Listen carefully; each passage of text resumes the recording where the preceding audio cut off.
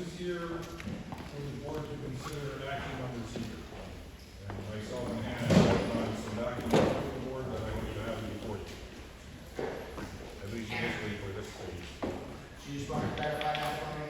Yes, I'm sorry. We prepared a couple documents. One of those was the EAF Part 3, which basically just points you to the negative declaration. And then the negative declaration is a pretty extensive document which goes through both the, what is that called? The LW? Yeah, local waterfront development. Waterfront development policies, and then reviews the county comments and the board's responses to county comments, and then other environmental review that's required, basically to state that there will be no significant environmental impacts from this project. And if I'm not mistaken, the EAF was adopted at the last meeting, however, there was a meeting, or this is? The Part 2 was adopted at the previous meeting, so this is just the Part 3 to close that out, and mostly just points you to the negative declaration. The Part 2 was, I believe, the July 21st meeting. We had gone over it the month before in June in detail. There was some other submissions, and then this board on 21 July, I believe was the date, adopted the Part 2 as prepared. Great. Comments or questions from the board regarding the Part 3 EAF? Cindy? On page 14, there is a mitigation that states that there will be a donation of land for a municipal parking lot. And I'm wondering if this is stated as a mitigation measure within the SEQRA. Is that something that can be a condition of approval? I'm sorry, page 14, you're looking at the dedication for parking. This is something that the applicant consented to, and I confirmed that before drafting this document. I'm not sure whether they would consent to making it a condition of approval. Do you have an issue with that, Mark? Or is that satisfied, or is that completed, that process? I'm sorry, what was the second part of that question? Is it completed, the process of dedication? Oh, no, we haven't completed the process yet. With that, the dedication, I have no issue making it a condition of approval. Our issue actually kind of supported that position. We didn't want to undertake it prior to approval. But with site plan approval, then that sort of like would check the domino effect, and then we could start to undertake the dedication process. Well, the transfer to the town and the dedication, yes. I would make this a condition of approval. Yeah. Sure. Is there any objection to having any condition of approval? No. Okay, and then the other portion that I was wondering about was under the LURP, page 23. We never did assess to a visual assessment from the river view itself. And policy 3 is to protect scenic resources. I would like to see in there a mitigation that would require non-reflective and natural earth tone colors as part of, the best practices in mitigating the impact from the river view of the condominiums and the townhouses. Can you repeat that, non-reflective and earth tone? Yeah. Which is basically, the best practices and recommended by DEC and a number of other, Do you have any? Ms. Linden, what historical park is across from the yacht side? That would be in I'm view? talking about from the river, when you're on the river Mhm. in a boat and you're going by, the visual impact of that.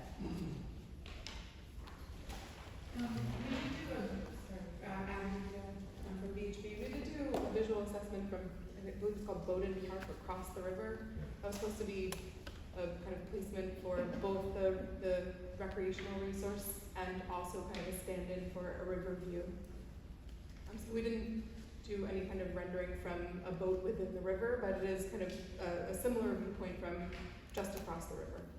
No, it is a different viewpoint. So, it was recommended by a number of the people who commented on the visual assessment and, the county as well.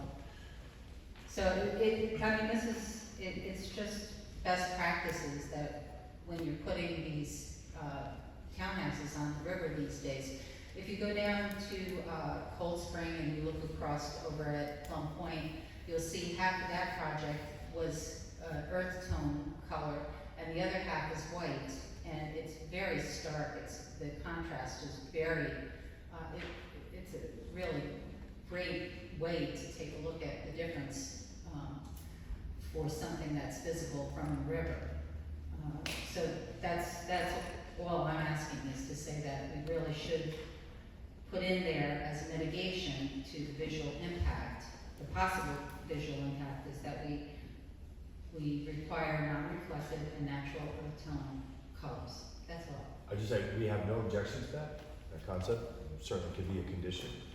But I do want to, I want to make sure the record is complete. What Abby, our engineer, was just saying is that we did undertake and submit that documentation to the board, the visual impact from the perspective of the park across the street. If you're saying now, we need to do on a boat that's moving up and down the river, that has not been submitted, but the visual impact from the park across was submitted. Yeah. Just to perhaps speak things along, do you have any, issue with making sure that you have used non-reflective or tone colors as viewed from the portions that will be visible from the river? No, we don't, I mean, sure, we can work with the town and make sure we can implement that, for sure. Anything else from anyone? So then, Hannah, you have, I'm sorry, we have a motion to approve the EAF Part 3, that was seconded. We had discussion. Is there any objection to approving the EAF Part 3? No? So we would say EAF Part 3 is approved. And then, Hannah, I believe the next portion of this would be the negative declaration. A roll call vote on that, just for extra thoroughness. Sure. Chairman Brand, yes. Member LaFera? Yes. Member Translita? Yes. Jennison? Yes. Azetta? No. Cowell?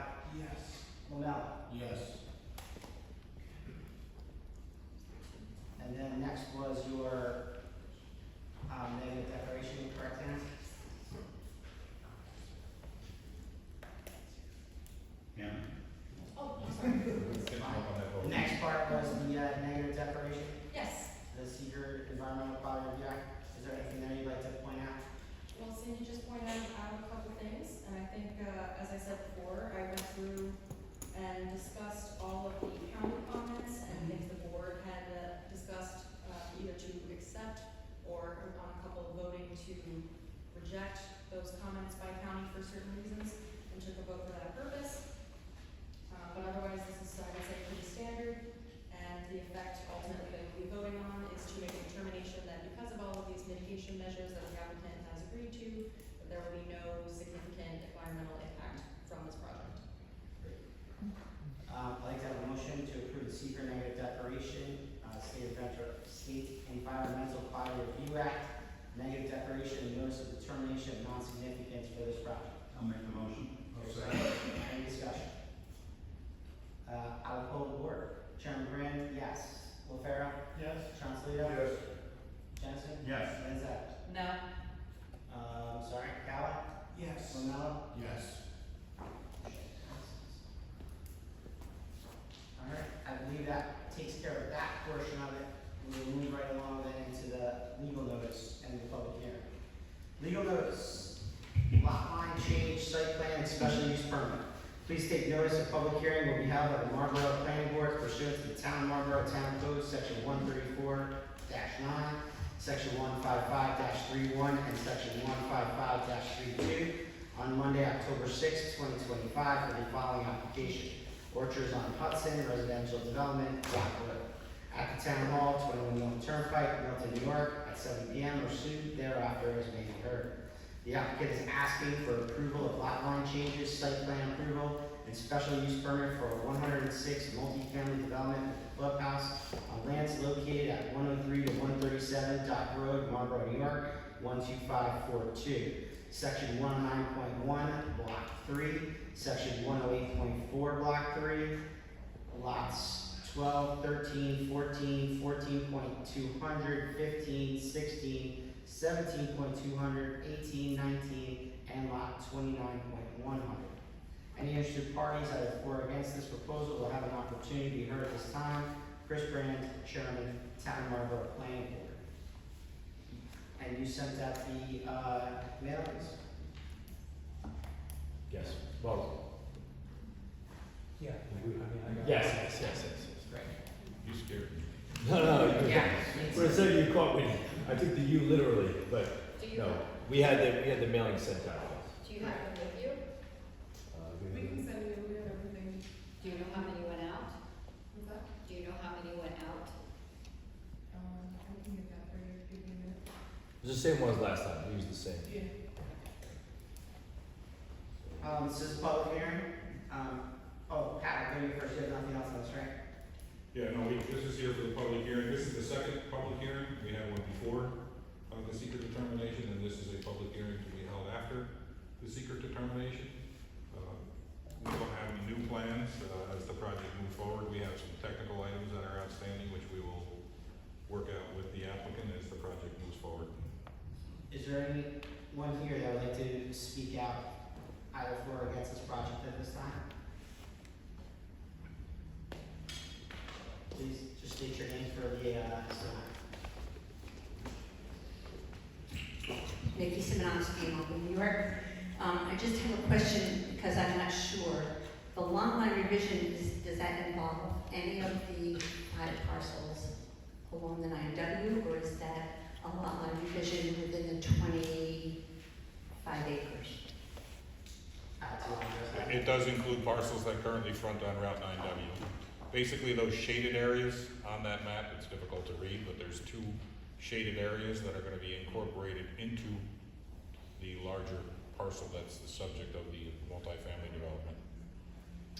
So I would just like to make a comment that it doesn't quite make sense that those 5 parcels do not have to say what any possible intention they may have for those parcels, and yet they're still asking the town, or the planning board, I should say, to approve a lot line revision, which allows them more property, or less property, I'm not sure which way it goes. But it would seem that that would necessitate the public to believe that that should also be included in this. Thank you. Any other comments or questions from the public?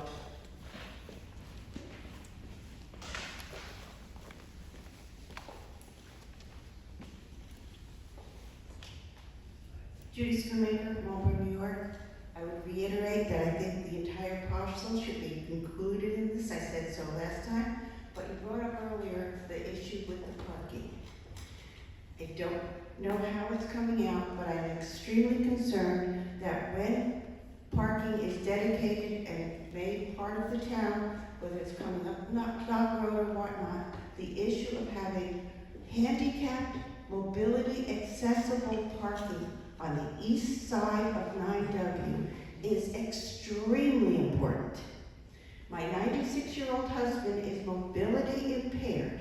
He does not use a wheelchair, he does not use a walker, he does not use a mobility scooter. The only place we can park to get to the Falcon is in front of that corner house that's boarded up and is a current eyesore near the fire hydrant.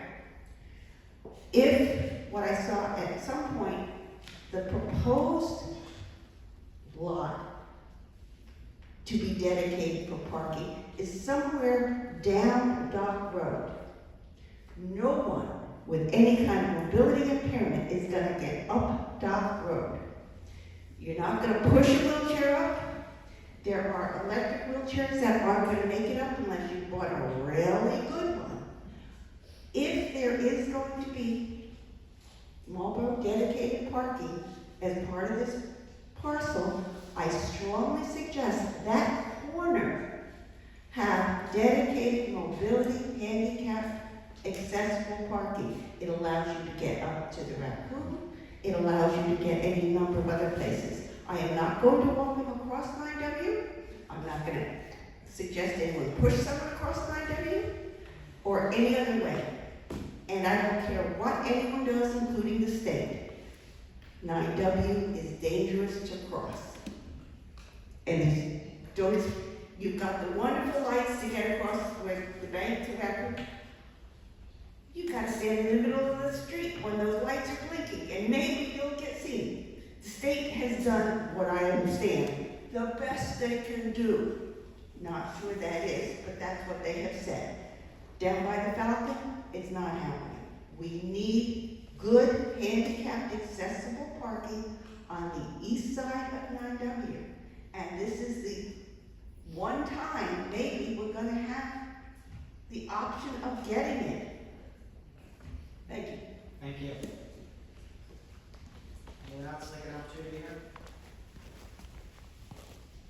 Anything from the board? Like a motion to close the public hearing? Motion to close public hearing. Any discussion? Any objection? Public hearing is closed. So Hannah, just so that we're all clear, at our last meeting, we did authorize you to draft a resolution of approval for our next upcoming meeting, which would be the 20th. I'll have it ready before then for you all to review that. Great. That'll be a preliminary. Correct. Anything else? All right, thank you. Thank you.